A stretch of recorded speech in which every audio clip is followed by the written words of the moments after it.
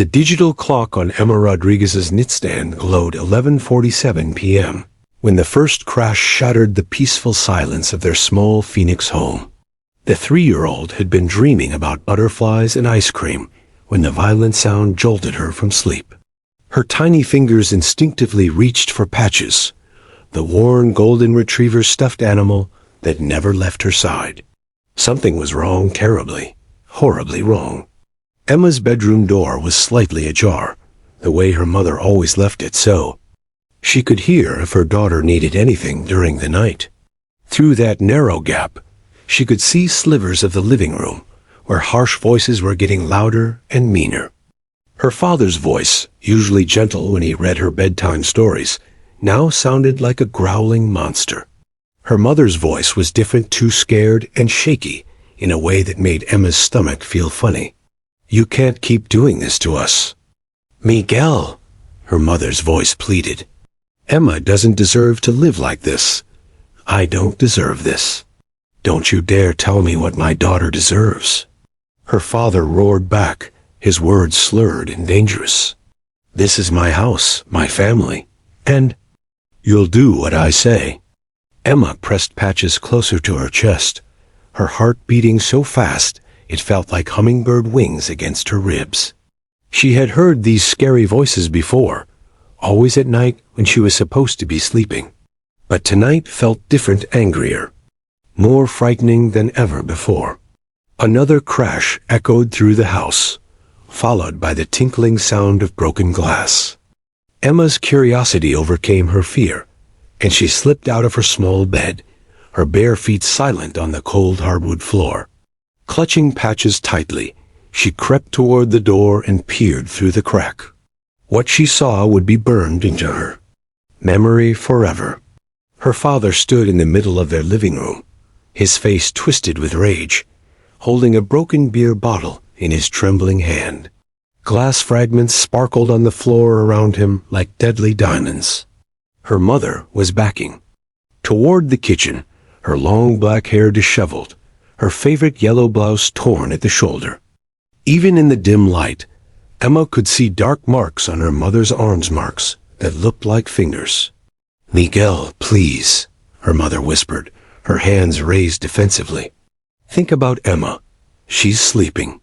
Don't do this in front of our baby." "Our baby?" Miguel laughed, a sound so cold and cruel it made Emma shiver. "You mean the mistake that ruined everything? The reason I'm stuck in this dead-end life?" Emma's 3-year-old mind couldn't fully understand the words, but she understood the hate in them. She understood that somehow, impossibly, her daddy was talking about her. The man who pushed her on swings and made funny voices during story time was saying she was a mistake. Her mother's face crumpled with pain and fury. "Don't you ever call Emma a mistake? She's the most beautiful thing in this world, and if you can't see that, then you don't deserve to be her father." The words hung in the air like a lit fuse. Miguel's face darkened further, and he took a menacing step forward. "What did you just say to me?" Emma watched in frozen horror as her father raised his fist. Time seemed to move in slow motion as that fist came down toward her mother's face. The impact made a sickening sound, wet and sharp at the same time. Her mother stumbled backward, blood streaming from her nose, and fell against the kitchen counter. "Mommy!" Emma wanted to scream, but only a tiny whimper escaped her throat. Her mother tried to shield herself as Miguel advanced, his fists flying in a rage-fueled frenzy. Blood splattered across the white kitchen cabinets, across the cheerful yellow walls decorated with Emma's finger paintings. Each blow landed with horrible precision, while her mother's cries grew weaker and more desperate. Emma pressed her small body against the doorframe, tears streaming down her cheeks as she witnessed something no child should ever see. Patches absorbed her silent sobs as she watched her father, the man who was supposed to protect them, systematically destroy the person she loved most in the world. When her mother finally collapsed to the kitchen floor and stopped moving, an eerie silence fell over the house. Miguel stood over his wife's motionless body, his chest heaving, his knuckles bloody. For a terrifying moment, Emma thought her mother was dead. Then she saw the slight rise and fall of her chest, barely breathing, but alive. In the distance, sirens began to wail. Someone, a neighbor, perhaps had heard the violence and called for help. Miguel's head snapped up, his eyes wide with panic. He looked around the destroyed living room, as if seeing it for the first time. Then his gaze fell toward Emma's bedroom. Emma ducked back into the shadows, pressing herself against the wall, praying he wouldn't see her. Her father's footsteps approached her door, and for one heart-stopping moment, she thought he might come in. Instead, he paused, muttered a string of curse words, and ran toward the back door. The sirens grew louder. Red and blue lights began flashing through the windows, painting the walls in emergency colors. Emma heard the back door slam as her father fled into the night like the coward he was. Moments later, paramedics and police officers flooded the house. Emma watched from her hiding spot as strangers in uniforms worked frantically over her mother's broken body. She saw them carefully lift her onto a stretcher, heard them saying medical words she didn't understand but knew were serious. A kind female police officer eventually found Emma crouched behind her door, still clutching patches, her eyes wide with shock and trauma. The officer spoke in gentle tones, but Emma couldn't process the words. Her voice had simply vanished, locked away with the horror of what she had witnessed. That night, as Emma was taken to her grandmother's house and her mother was rushed to the hospital, neither she nor anyone else could have imagined that this moment of unspeakable trauma would eventually lead to something extraordinary, something that would change not just her life, but the entire justice system. 3 months had passed since that horrific night, and Emma Rodriguez remained locked in a prison of silence that no key seemed able to open. Her grandmother Maria sat in the sterile waiting room of the Maricopa County Family Court, watching her granddaughter color with fierce concentration, the only activity that seemed to bring Emma any peace. The little girl's once bright chatter had been replaced by an eerie quiet that broke Maria's heart daily. "Mia," Maria whispered, stroking Emma's dark curls, "the nice lady wants to talk to you again. Just for a little while." Emma didn't look up from her coloring book. She was meticulously filling in a picture of a family, a mother, father, and child holding hands. But in Emma's version, the father figure remained completely white, uncolored, like a ghost haunting the happy scene. Detective Sarah Mitchell watched this interaction through the glass partition, her jaw clenched with frustration. In her 15 years of investigating domestic violence cases, she had never felt so helpless. This 3-year-old held the key to putting away one of the most dangerous men she'd ever encountered. But trauma had stolen the child's voice as effectively as if someone had cut out her tongue. "Still nothing?" asked District Attorney James Morrison, appearing beside her with 2 cups of coffee that had long gone cold. "Nothing," Sarah confirmed, accepting the cup gratefully. 3 months, Jim. 3 months of child psychologists, play therapists, art therapists, even a hypnotist, though that was your ridiculous idea. She talks to that stuffed dog of hers, whispers little conversations. But the moment an adult tries to engage her about that night, ... Sarah shook her head in defeat. Morrison loosened his tie, distress evident in every line of his face. "The prelim hearing is next week. Judge Williams is already expressing concerns about our case. Without Emma's testimony, we've got some blood evidence, hospital records showing the mother's injuries, and a few neighbors who heard shouting. Miguel's defense attorney is a shark. He's going to tear apart our circumstantial evidence." Through the glass, they watched as Dr. Patricia Hendricks, their 3rd child psychologist, attempted once again to connect with Emma. Dr. Hendricks had come highly recommended, with decades of experience working with traumatized children. She approached Emma with infinite patience, settling on the floor beside her. "That's a beautiful picture, Emma," Dr. Hendricks said softly. "I love how you colored the little girl's dress purple. Purple is my favorite color too." Emma's crayon paused.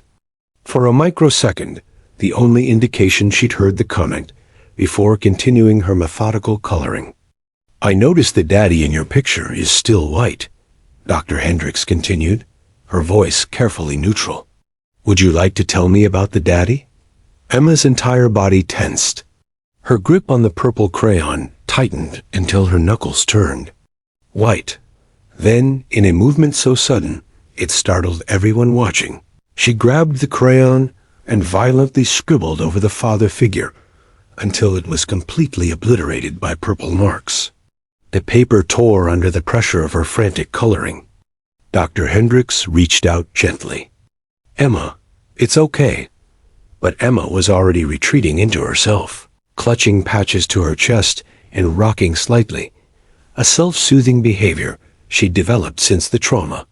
The session was over before it had truly begun. An hour later, Dr. Hendricks joined Detective Mitchell and Diane Morrison in the conference room, her expression grim. "I've worked with hundreds of traumatized children, but Emma's case is particularly challenging. The trauma occurred at such a formative age, and the perpetrator was someone she loved and trusted. Her selective mutism is a protective mechanism. Her psyche literally cannot allow her to verbalize what happened, because doing so would mean accepting that her father, her protector, became her worst nightmare. So, what are our options?" Morrison asked, though his tone suggested he already knew the answer. "Continued therapy, of course. But realistically, some children who experience trauma this severe never fully recover their ability to discuss the incident. We might be looking at years of treatment with no guarantee of success." Detective Mitchell slammed her hand on the table, making both her companions jump. "Years? Miguel Rodriguez nearly beat his wife to death. He's sitting in county lockup right now, smug as hell, because his lawyer has convinced him he's going to walk. His wife, Emma's mother, is still recovering from her injuries, still afraid to leave the hospital because she knows he'll come after her the moment he's released. I understand your frustration, Detective." "No, you don't." Sarah stood abruptly, pacing to the window that overlooked the courthouse parking lot. "Do you know what happens to women who survive domestic violence attempts when their attackers get away with it? 75% are murdered within the first year. 75%, Dr. Hendricks. And this little girl will grow up knowing that her silence let her mother's killer go free." The room fell into heavy silence. Outside, people went about their normal lives, lawyers hurrying to appointments, families dealing with custody disputes, citizens called for jury duty. None of them knew that in this small conference room, the fate of a family hung in the balance, dependent on the words of a traumatized 3-year-old who could no longer speak. Maria knocked softly on the door, entering with Emma in tow. The little girl looked exhausted from the therapy session, her eyes red-rimmed and distant. "Senora Detective," Maria said in her heavily accented English. "Emma, she wants to go home now. This place, it makes her scared." As they prepared to leave, Emma suddenly stopped and looked directly at Detective Mitchell. For a moment, Sarah thought the child might speak. Instead, Emma pulled patches from her chest and held the stuffed dog up to her ear, as if listening to whispered secrets. Then, in a voice so quiet the adults had to strain to hear it, Emma whispered to Patches, "The doggy says Daddy was very, very bad, but nobody listens to doggies." The words hit Detective Mitchell like lightning. Nobody listens to doggies. But what if someone did? As Emma and her grandmother left the courthouse, Sarah Mitchell's mind began racing with a crazy, unprecedented, probably impossible idea. An idea involving a very special kind of listener, one with 4 legs, brown eyes, and a heart big enough to heal a broken little girl. The case everyone had given up on was about to take an extraordinary turn, though none of them knew it yet. The Maricopa County Courthouse was buzzing with its usual Monday morning chaos when Officer Jake Reynolds pushed through the heavy glass doors, his German Shepherd partner Duke padding silently beside him. They were responding to a routine call, a SUSPET drug stash hidden somewhere in the building's maintenance areas. It should have been just another mundane assignment in what had become a predictable routine for the K-9 unit. But Duke was anything but predictable. As they navigated through the crowded hallway, something extraordinary happened. Duke suddenly stopped dead in his tracks. His ears perked forward in that focused way that usually meant he detected narcotics. But this time was different. His intelligent brown eyes weren't scanning for hidden drugs. They were locked on a small figure sitting on a bench near the family court entrance.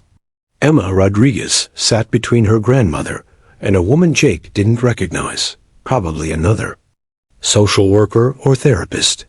The little girl was having what appeared to be an intense conversation with a golden stuffed dog, her lips moving in barely audible whispers.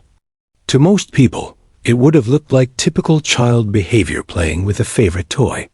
But Duke saw something else entirely.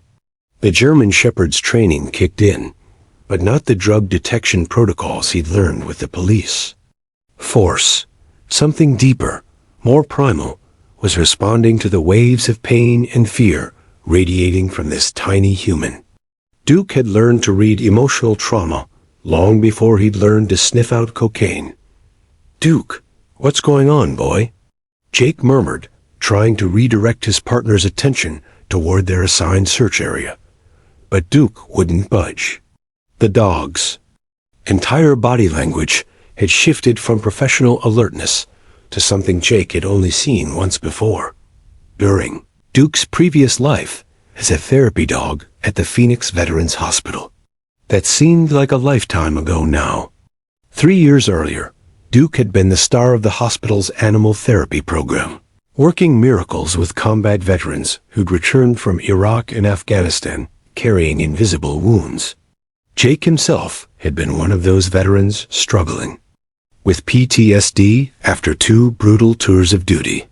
Duke had been assigned to help him through panic attacks and sleepless nights filled with desert nightmares.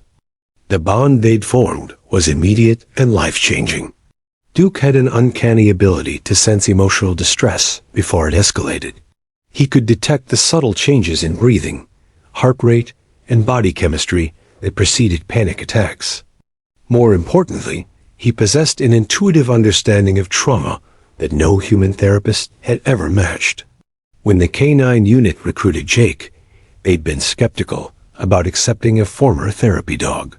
Therapy dogs are too gentle, the training sergeant had argued. Police dogs need edge, aggression when necessary. But Duke had proven them wrong, seamlessly transitioning between his roles as comforter and crime fighter. He could detect drugs with the best of them, but his real superpower remained unchanged healing broken souls.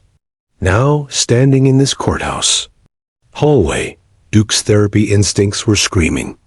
This child needed help, and every fiber of his being was responding to that need. "Officer Reynolds?"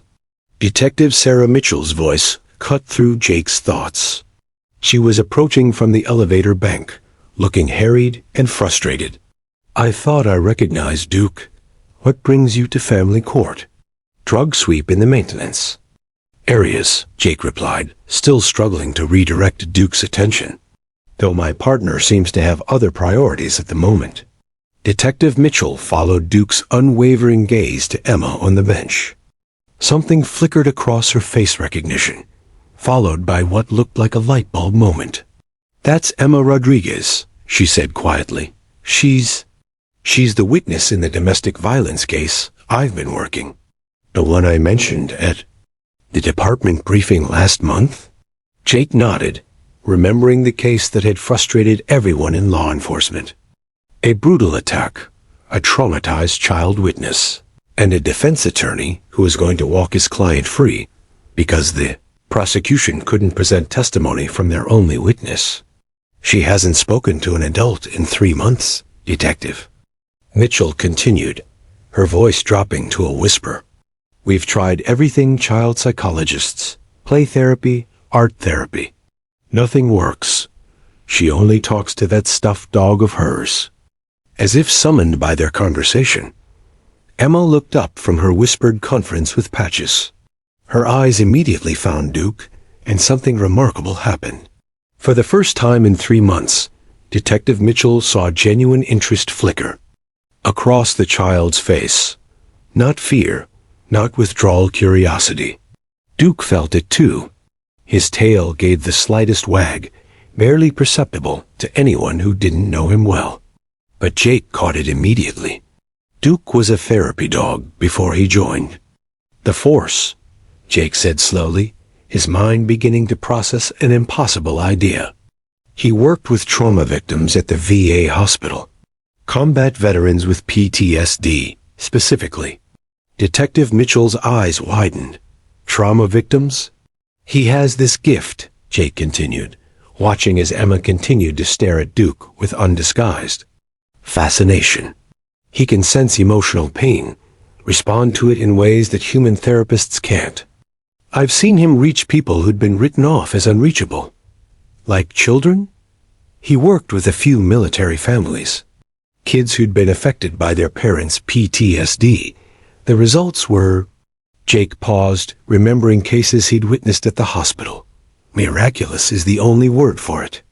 Emma stood up from the bench, still clutching Patches, but taking a tentative step toward Duke. Her grandmother reached out to stop her, but Detective Mitchell gently interceded.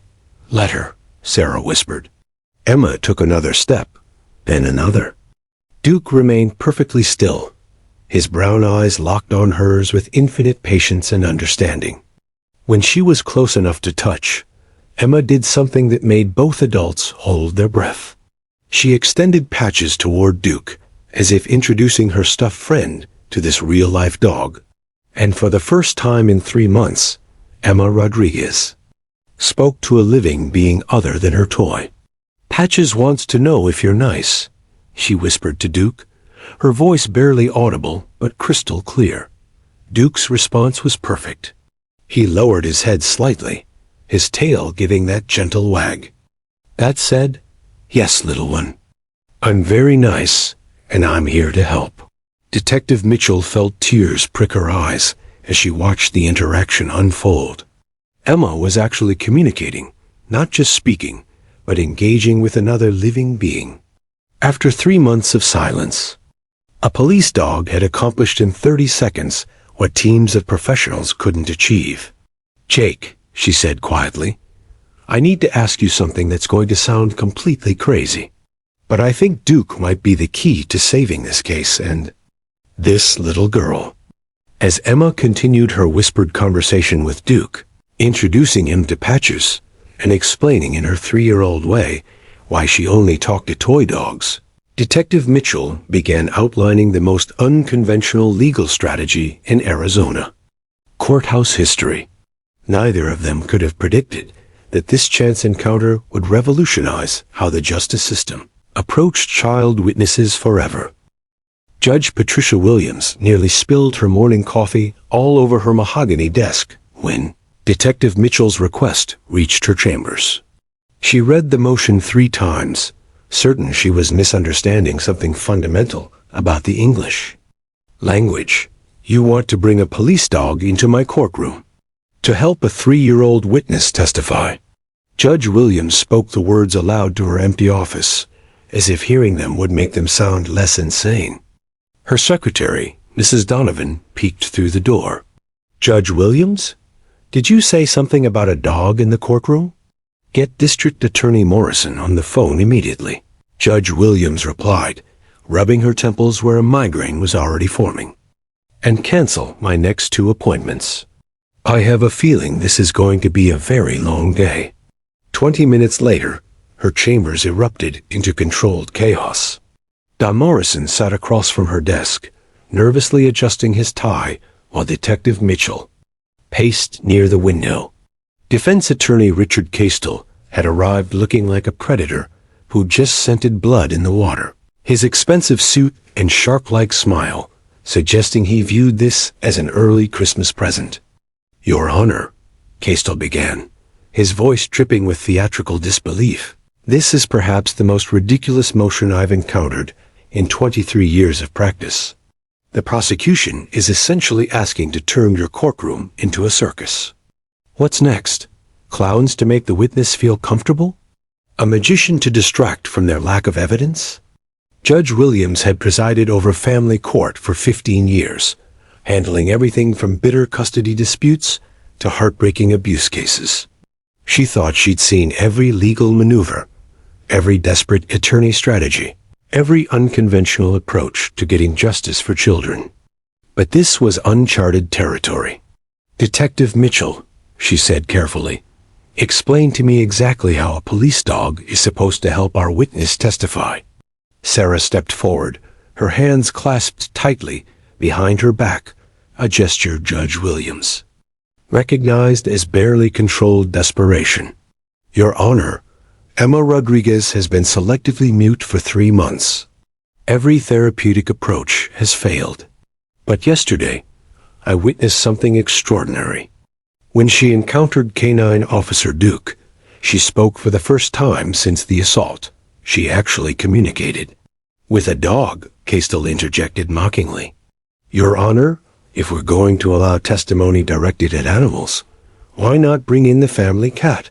Perhaps a goldfish?"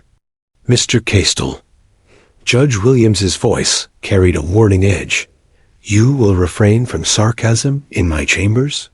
Morrison leaned forward in his chair. "Judge Williams, I understand how unprecedented this sounds, but we're not talking about a trick or a gimmick. Duke is a certified therapy animal with years of experience helping trauma victims. His presence might be the only way to get Emma's testimony on record." Judge Williams turned to her computer and began typing furiously. "Mrs. Donovan, I need you to research any precedent for therapy animals in courtroom settings. Check federal databases, state courts, family court specifically. And get me Dr. Amanda Ross from the university's child psychology department on the phone." The next 3 hours transformed Judge Williams's chambers into an impromptu legal research center. Law clerks rushed in and out with thick volumes of case law. Her phone rang constantly with calls to child advocacy experts, legal scholars, and animal therapy specialists. Dr. Ross arrived within the hour, a slight woman with steel-gray hair and 40 years of experience working with traumatized children. After hearing the details of Emma's case, she sat quietly for several minutes before speaking. "Judge Williams, I've worked with thousands of children who've witnessed domestic violence. Emma's level of trauma witnessing her father's attempted murder of her mother would challenge even the most experienced therapists. If this dog has already prompted her to speak, it represents a breakthrough that could take years to achieve through traditional therapy." "But is it ethical?" Judge Williams asked. "Are we potentially manipulating a child's testimony?" "On the contrary," Dr. Ross replied firmly. "We'd be providing her with emotional support that allows her to access her natural ability to tell the truth. Therapy animals don't influence what children say. They simply create safe spaces where children feel secure enough to speak." Castel shifted uncomfortably in his chair. His initial confidence was wavering as expert after expert validated the prosecution's approach. Judge Williams's research team returned with a stack of precedents, while no court had exactly replicated the proposed scenario. Several jurisdictions had successfully used therapy animals to help child witnesses in abuse cases. A federal court in Oregon had allowed a therapy dog during a child pornography trial. A Texas family court had permitted a therapy horse during custody proceedings involving an autistic child. "A legal foundation exists," her senior clerk reported.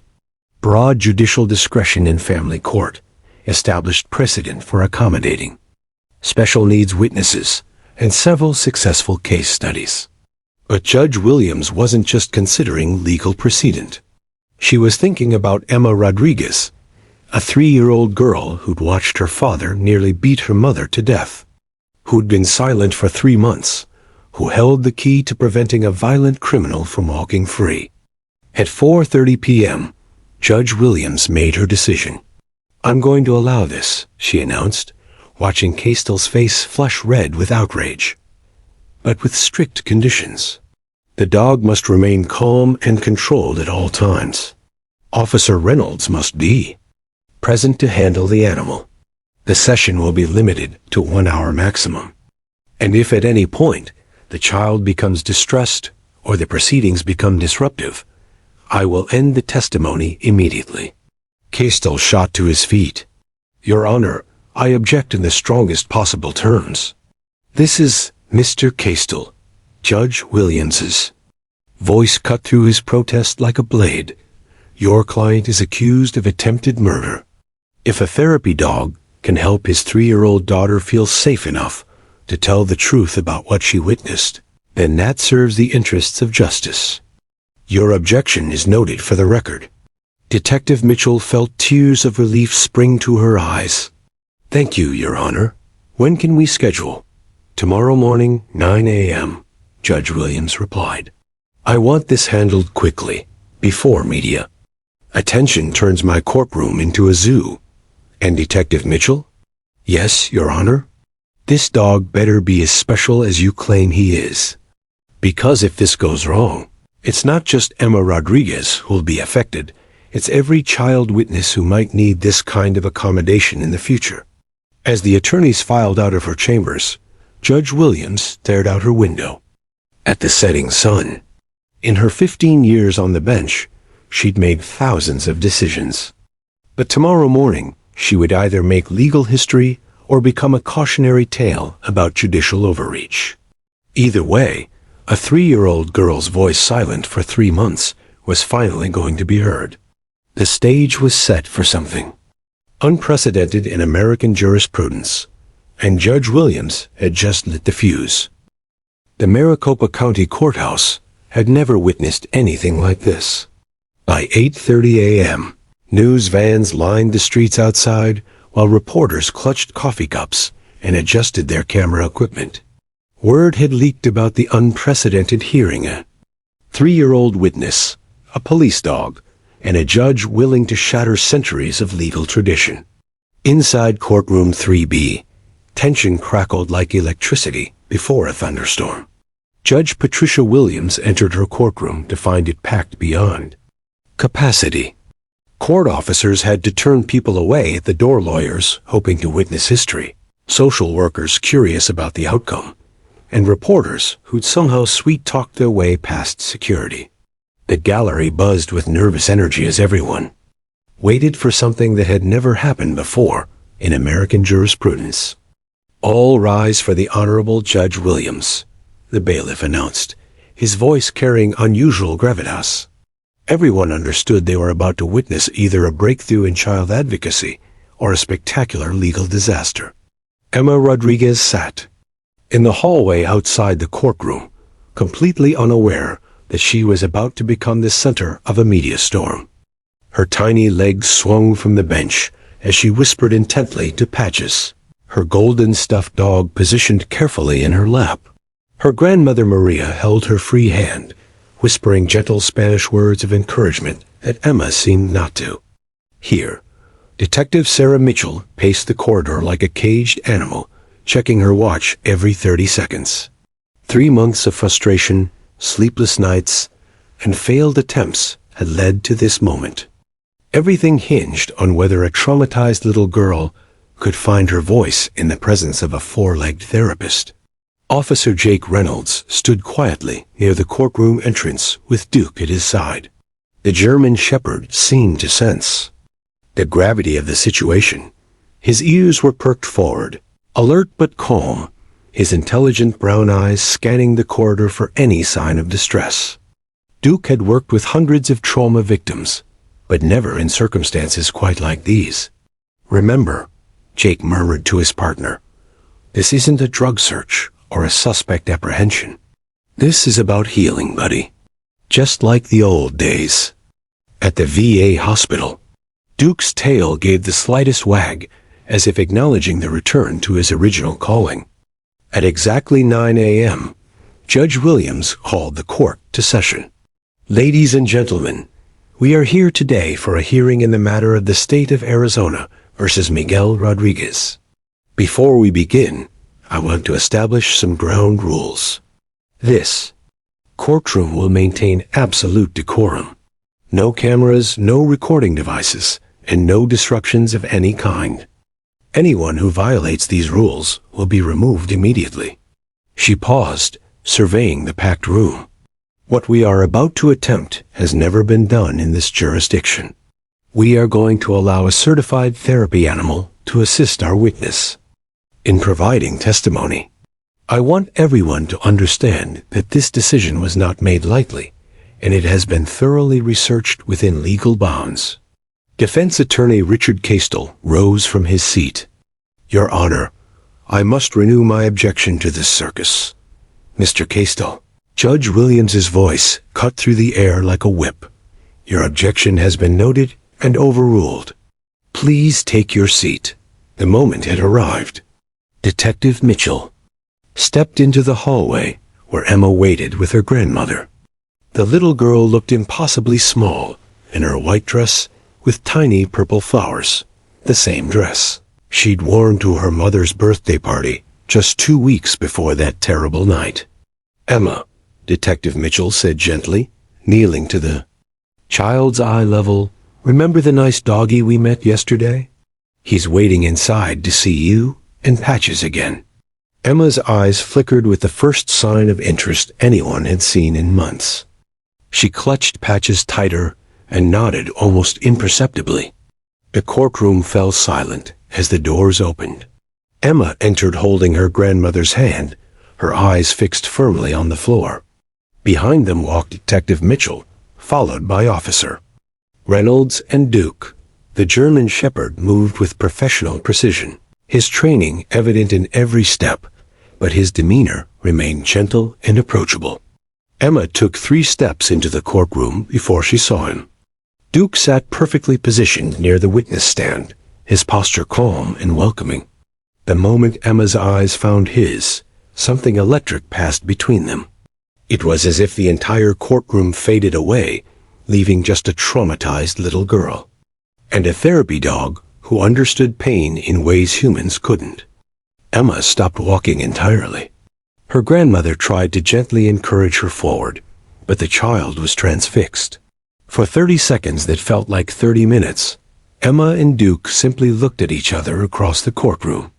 Then Emma did something that made hardened prosecutors catch their breath and brought tears to the eyes of veteran court reporters. She let go of her grandmother's hand and took a step toward Duke, then another, and another.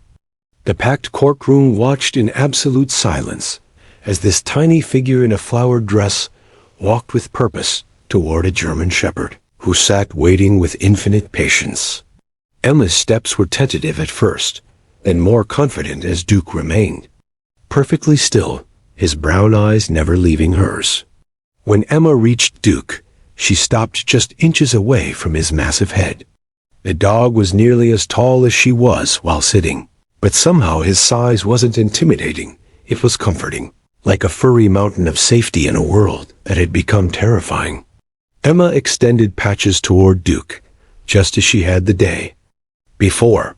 Patches remembers you, she whispered, her voice carrying clearly through the silent courtroom. He says you have nice eyes. Duke's response was perfect. He lowered his great head slightly and gave the gentlest of tail wags, acknowledgement without aggression, acceptance without overwhelming enthusiasm. Then Emma did something that made even Judge Williams wipe her eyes. She reached out with her free hand and placed it on top of Duke's head, her tiny fingers disappearing into his thick fur. You're really soft, she said, her voice growing stronger. Patches is soft too, but you're warm. Are you here to keep me safe? Duke seemed to understand the question. He shifted slightly, moving closer to Emma without any sudden movements, positioning himself so she could lean against his solid, reassuring presence.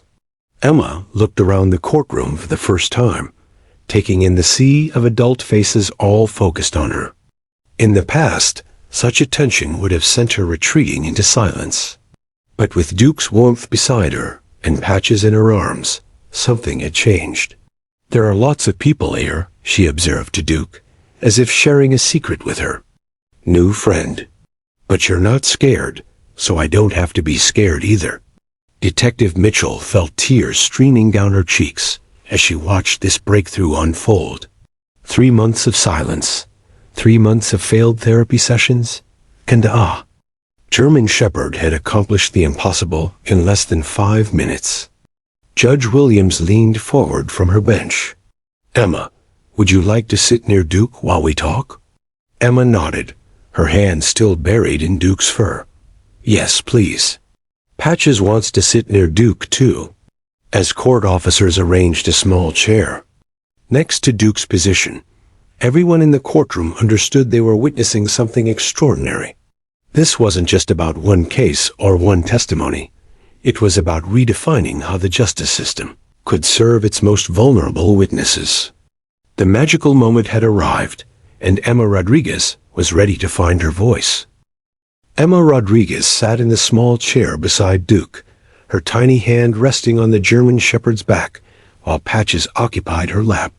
The packed courtroom held its collective breath as Judge Williams prepared to attempt something that had never been done in American legal history, taking testimony from a 3-year-old trauma victim with the help of a therapy dog. "Emma," Judge Williams said gently, her voice softer than anyone had ever heard it in 15 years on the bench. "My name is Judge Williams, and I'm here to listen to anything you want to tell us. There's no rush, and you can talk to Duke anytime you need to, okay?" Emma nodded, her fingers threading through Duke's thick fur. The German Shepherd remained perfectly still, his brown eyes occasionally glancing at Emma with infinite patience. Officer Reynolds sat nearby, ready to intervene if needed, but Duke's training and natural therapy instincts were flawless. "Duke," Emma whispered, tilting her head toward the dog's ear, "the nice lady wants me to talk. But talking about scary things makes my tummy hurt."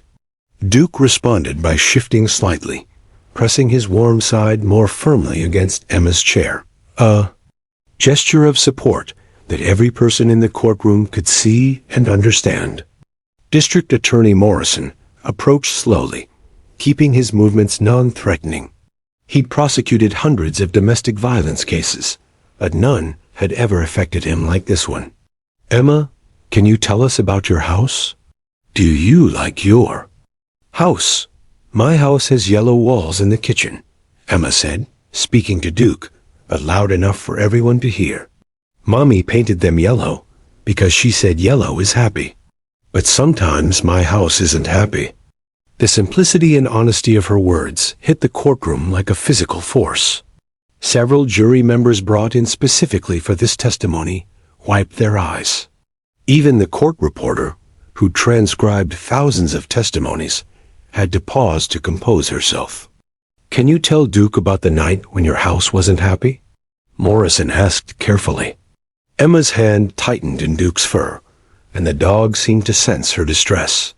He turned his head slightly, touching his nose gently to her arm, a comforting gesture that made Emma smile for the first time anyone could remember. "Duke says it's okay to tell scary stories if someone brave is listening," Emma said, her voice growing stronger. "And Duke is very brave, aren't you, Duke?" As if understanding, Duke's tail gave a gentle thump against the floor. Emma took a deep breath and began. "That night, I was sleeping and dreaming about butterflies. But then there were loud noises, like when things break. Daddy was using his scary voice, not his story voice, his scary voice that makes Mommy cry." The courtroom was so quiet that the air conditioning system seemed loud. Emma continued, sometimes speaking to the prosecutor, sometimes to Judge Williams, but mostly directing her words to Duke, as if the dog was her confidant helping her remember difficult truths. I got out of bed because I was scared. I wanted to see if Mommy was okay. But when I looked, Emma's voice faltered, and she buried her face in Duke's neck. Duke remained motionless, except for a slight shift that allowed Emma to lean more fully against him. His presence seemed to give her strength to continue. Daddy was being very mean to Mommy. He was hitting her with his hands, and there was red, stuffed blood everywhere. On the yellow walls, on Mommy's face, on the floor where she fell down. Defense attorney Kastel, who had been preparing to object to leading questions, found himself speechless. How do you cross-examine a 3-year-old whose honesty is so pure it cuts through every legal strategy you've ever learned? What did you do when you saw that, Emma? Morrison asked gently. I hid behind my door because I was scared Daddy would use his scary voice on me too. But I kept watching because I wanted to make sure Mommy was still breathing. Sometimes she stopped moving, and I thought... Emma's voice broke into a whisper.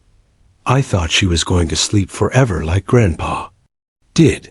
The reference to death, delivered with such innocent clarity, sent shockwaves through the courtroom. Miguel Rodriguez, sitting at the defense table, was sobbing openly now, his face buried in his hands as he heard his daughter's account of his violence. Patches was scared too, Emma continued, holding up her stuffed dog to show Duke.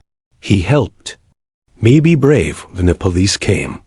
The police had lights like Christmas, but sad Christmas because Mommy was hurt. Judge Williams leaned forward. Emma, when your daddy was being mean to your Mommy, did you hear what he said? Emma nodded solemnly. He said bad words. He said I was a mistake, and that's why he was sad all the time. But Duke, she turned to the German Shepherd. You don't think I'm a mistake, do you? Duke's response was perfect. He lifted his head and gently licked Emma's hand, a gesture so tender and affirming that several people in the gallery audibly gasped. Duke says I'm not a mistake, Emma announced with newfound confidence. Duke says little girls are never mistakes, and daddies who hurt mommies are the ones who are wrong. The wisdom in her words, delivered with 3-year-old innocence, but somehow profound in their simplicity, struck everyone present. This wasn't just testimony. It was truth spoken with a purity that no adult manipulation could create. Is there anything else you want to tell us about that night? Morrison asked. Emma considered this seriously, consulting Duke with whispered words before answering. When Daddy ran away, I wanted to help Mommy, but I was too little. The nice police lady found me hiding.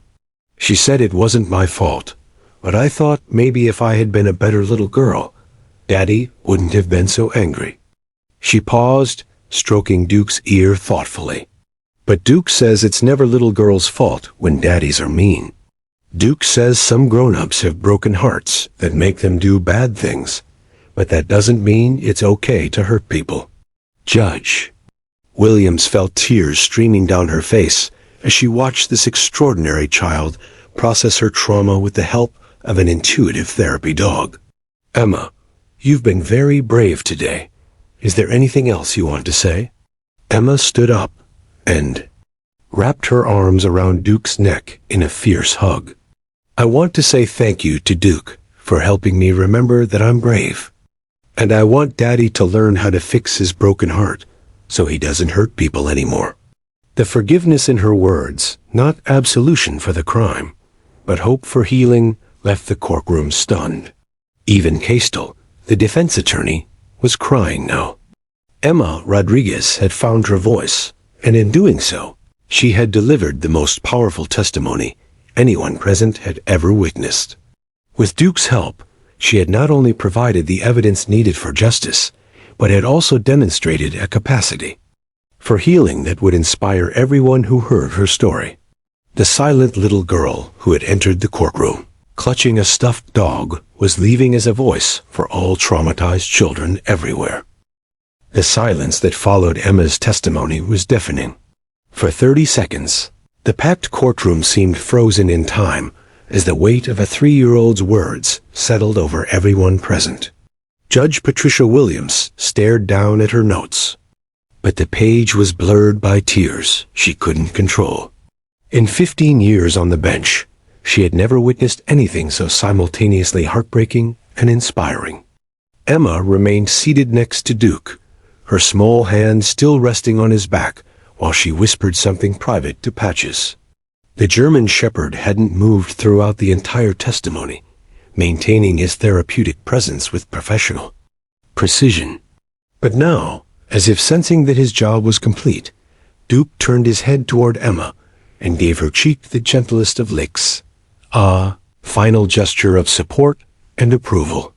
District Attorney Morrison cleared his throat, struggling to regain his professional composure. Your Honor, the prosecution rests. All eyes turned to defense attorney Richard Castel, who had built his reputation on aggressive cross-examinations and theatrical courtroom performances. For the first time in his 23-year career, he found himself completely unprepared. How do you challenge the testimony of a child whose honesty was so pure it transcended legal strategy? Castel rose slowly from his chair, his usual swagger replaced by visible uncertainty. He approached the witness area where Emma sat with Duke, but stopped several feet away, as if afraid to get too close to something sacred. Emma, he began, his voice uncharacteristically gentle, you've been very brave today. Emma looked up at him with curious eyes. Are you the man who's supposed to help my daddy? The directness of her question caught Castel off guard. Yes, that's my job. Then you should tell him that Duke says sorry doesn't fix everything. But it's a good place to start, Emma replied matter-of-factly. And tell him that. I still love him, but he needs to learn how to love people without hurting them. Castel felt his carefully constructed legal arguments crumble in the face of such innocent wisdom. He glanced toward the defense table where Miguel Rodriguez sat completely broken, sobbing into his hands as he faced the consequences of his actions through his daughter's eyes. Emma, Castel said quietly, I don't have any questions for you. You've told us everything we need to know. The admission sent shockwaves through the courtroom. Castel was essentially conceding the case, abandoning any attempt to challenge Emma's testimony. But as he looked at this small girl who had found the courage to speak truth with the help of a therapy dog, he realized that some things were more important than winning cases. Judge Williams leaned forward. Mr. Castel, are you waiving cross-examination? Yes, Your Honor. The defense waives cross-examination. Miguel Rodriguez suddenly stood up, his chair scraping loudly against the floor. His face was streaked with tears, his expensive suit wrinkled from hours of agonized posturing. Your Honor, he said, his voice breaking, I need to change my plea. The courtroom erupted in gasps and whispers. Judge Williams banged her gavel for order. Mr. Rodriguez, you need to discuss any plea changes with your attorney. No, Miguel interrupted, his eyes fixed on his daughter. I've heard enough. Emma ... my J. A ... What Daddy did was wrong. So very wrong. He took a step toward the witness area, but court officers immediately moved to block him.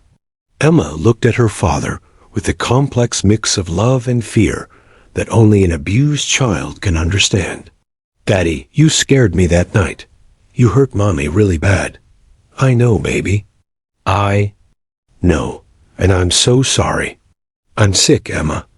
Daddy's heart is broken, like you said, and I did terrible things because of it. But that's not your fault. It was never your fault. Duke seemed to sense the emotional intensity in the room.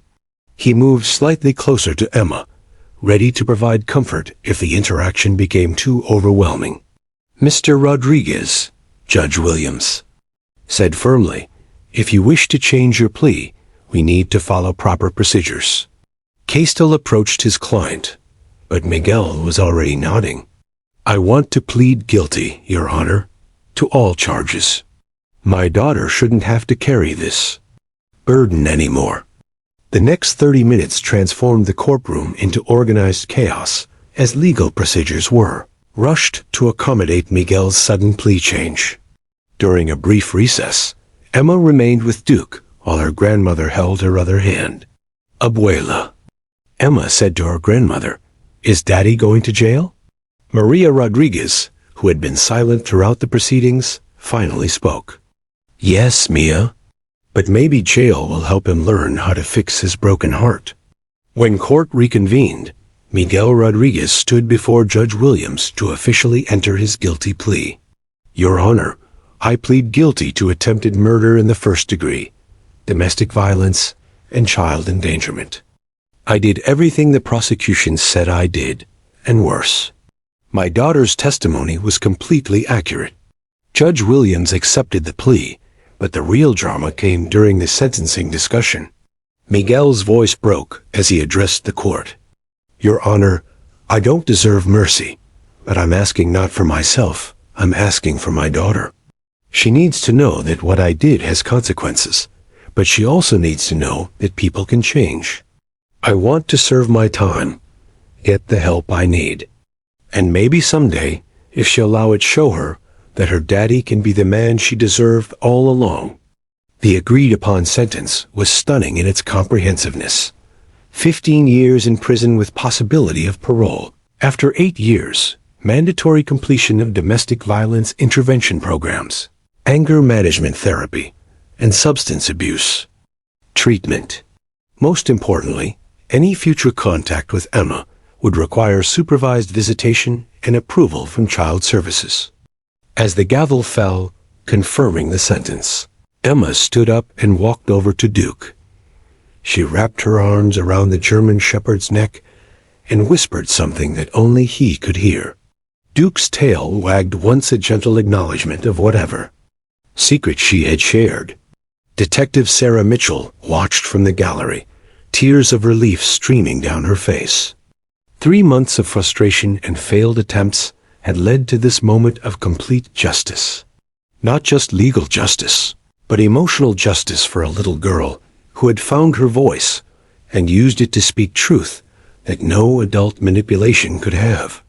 Created, Miguel Rodriguez was led away in handcuffs, but not before one final look at his daughter. Emma watched him go with solemn eyes, then turned to Duke and said something that made everyone in earshot catch their breath. "Duke, do you think Daddy will learn to be good again?" Duke's response was perfect, a gentle nuzzle against her cheek that seemed to say, "People can change, little one. Love and time can heal even the most broken hearts." Justice had been served, but more than that, healing had begun. And it all started with a little girl, a stuffed dog named Patches, and a German shepherd who understood that sometimes the most powerful testimony comes not from legal strategy, but from pure, innocent truth. 6 months after Emma Rodriguez changed legal history, Judge Patricia Williams stood in her chambers reviewing a stack of requests that would have seemed impossible just half a year earlier. 15 different family courts across Arizona were requesting permission to establish therapy animal programs. 3 law schools wanted to add Emma's case to their curriculum as a landmark example of innovative child advocacy. The National Center for Child Traumatic Stress was drafting new protocols based on what had become known as the Rodriguez method. But the most remarkable transformation had happened right here in Maricopa County Courthouse, where Duke had officially become Arizona's first certified courthouse therapy dog. The German shepherd now split his time between regular canine duties and helping traumatized children find their voices. In 6 months, he had assisted with 17 cases involving child witnesses, with a 94% success rate in getting previously silent children to provide testimony. Emma's impact rippled far beyond the courthouse walls. Dr. Amanda Ross, the child psychologist who had supported Judge Williams's unprecedented decision, was now leading a nationwide study on animal-assisted testimony. Early results were extraordinary. Children who testified with therapy animal support showed 60% less post-traumatic stress, and 85% greater willingness to participate in follow-up counseling. The story had captured national attention in ways no one anticipated. Major news networks featured Emma's breakthrough as a symbol of innovative justice reform. But the coverage always protected Emma's privacy, focusing on the revolutionary legal precedent rather than exploiting a child's trauma. Judge Williams had issued strict media guidelines, ensuring that Emma's story inspired change without compromising her recovery.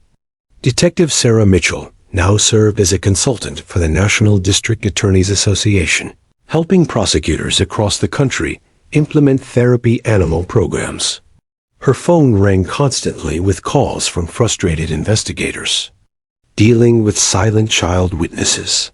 "Remember," she would tell them, "it's not about finding the right words, it's about creating the right environment for truth to emerge." Emma herself was thriving in ways that amazed everyone who had witnessed her journey.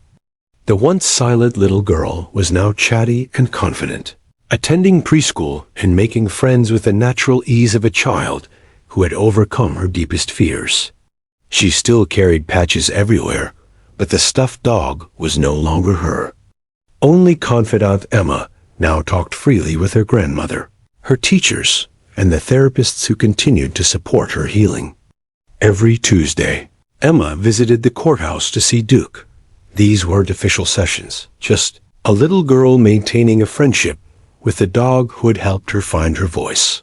Court staff would smile as they watched Emma and Duke walk the hallways together, the child chattering about her week, while the German Shepherd listened with the same patient attention he brought to his work with other traumatized children. "Duke," Emma said during one of these visits, "do you remember when I was scared to talk? That seems like a really long time ago." Duke's response was his characteristic gentle tail wag and the soft brown eyes that had comforted dozens of children. Since Emma's breakthrough, Officer Jake Reynolds watched these interactions with profound satisfaction. His partner had found his true calling, bridging his police training with his therapy dog instincts in ways that were revolutionizing child advocacy. "You know, Duke," Jake would often tell his partner, "you've probably done more for justice in 6 months than most cops do in entire careers." The most unexpected development came from Miguel Rodriguez himself. From prison, he had written a letter to Judge Williams requesting permission to establish a domestic violence awareness program for incarcerated fathers. "I can't undo what I did," he wrote, "but maybe I can help other men understand the real cost of violence, not just the legal consequences, but the damage to innocent children who love us despite our failures." Judge Williams approved the program, and Miguel began speaking to other inmates about the night he nearly destroyed his family. His message was simple but powerful. When you raise your hand in anger, you're not just hurting a victim, you're traumatizing children who will carry those memories forever. Emma's mother, Rosa, had made a remarkable recovery, both physically and emotionally.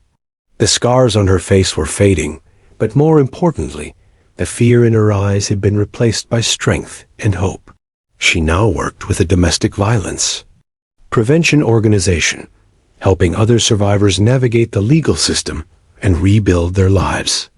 "Emma saved us all," Rosa often said when speaking to support groups, "not just by testifying, but by showing us that even the worst trauma can't destroy the human spirit when we have the right support." The courthouse therapy program expanded. Beyond Duke, Luna, a golden retriever, joined the team to work specifically with very young children. Max, a gentle Great Dane, specialized in cases involving teenagers. Each animal was carefully selected and trained, not just in basic therapy work, but in the specific protocols needed for legal proceedings. Other states began implementing similar programs. Texas established courthouse therapy animal protocols in 12 counties.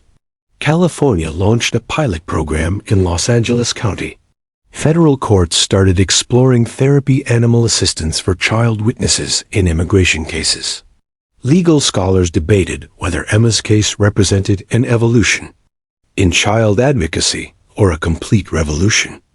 Professor Janet Morrison at Harvard Law School argued in the Harvard Law Review, the Rodriguez case demonstrates that justice isn't just about following procedural rules.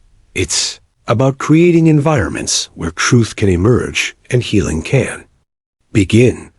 As Emma's 4th birthday approached, her grandmother Maria planned a special celebration. But Emma had a specific request. "Abuela, can Duke come to my party? I want to introduce him to all my new friends and tell them how he helped me be brave." The party became an impromptu celebration of healing and hope. Children who had never heard Emma's story played happily with Duke, seeing him simply as a friendly dog who was good at listening. But the adults present understood they were witnessing something profound, a little girl who had transformed from silent victim to confident survivor, surrounded by a community that had rallied to support innovative approaches to justice. That evening, as guests departed and Duke prepared to return to his duties, Emma gave him one final hug. "Thank you for helping me remember that I'm brave," she whispered into his fur. "And thank you for helping other kids remember they're brave, too." Duke's gentle tail wag seemed to say, "That's what friends are for, little one." Emma Rodriguez's story had begun with unspeakable trauma and silence.